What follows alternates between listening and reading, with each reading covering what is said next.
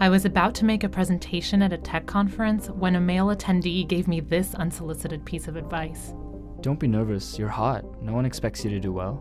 I'm a software engineer, and I'm regularly asked to take notes in meetings. None of the men are asked to do that. After giving a talk, I received abusive emails from men who said things like, I jerked off to the video of your talk. How did we get here? Why is this so common? How did tech become so male-dominated? Modern computing emerged in the early 1940s. During World War II, the military hired hundreds of women to solve complex calculations that would improve the accuracy of weapons on the battlefield. Naval officer Grace Hopper, also a mathematics professor, developed a compiler, a program that translates English instructions into computer code. This paved the way for modern programming language. And by the end of the war, women worked on the Army's top secret projects, the Electronic Numerical Integrator and Computer, or ENIAC. The ENIAC is often credited as the world's first general-purpose computer. After all of our hard work, we weren't even invited to the ENIAC unveiling dinner celebration. The male hardware engineers were congratulated, while we trudged home in the snow.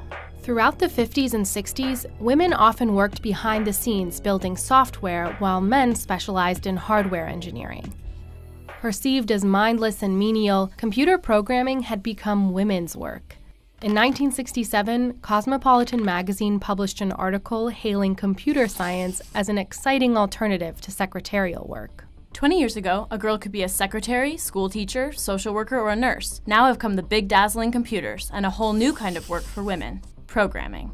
During the 1970s and 80s, the number of women pursuing degrees in computer science steadily increased. By 1984, women majoring in computer science grew to 37%, nearly twice what it is today. The revolutionary advancements in computer software of the 1980s brought a gold rush to Silicon Valley. The focus for men shifted from hardware engineering to software development. Men like Steve Jobs and Bill Gates became the heroes of the rapidly expanding industry. This is a 21st century bicycle that amplifies a certain intellectual ability that man has. Pop culture gave rise to the stereotypical male nerd with movies like War Games, Weird Science, and Revenge of the Nerds. They don't have the moves or the muscle, but they've got the brains. Video game companies marketed their consoles as toys, and because toys were gendered, toy stores stocked games in the boy aisles.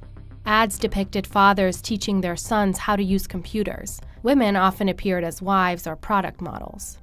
I was a math geek in high school and thought comp sci would be no problem. When I went to college and took a beginning computer science class, I was already behind. When I asked questions, I was told, "You should know that by now."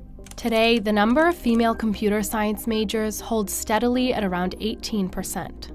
The truth is that the company had trouble hiring women because it was just a bunch of nerds. They never talked to women. So how are they supposed to interact with and hire them? Tech companies reject women from jobs by saying they're not culture fits, which seems to be code for our male employees don't know how to socialize with women.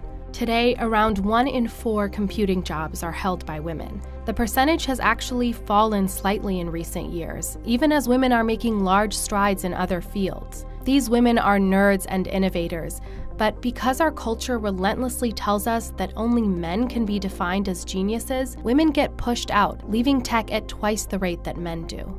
Women developed computer science, not just men. Programming is not male or female, and remembering that is a key step to fixing the tech industry's gender gap.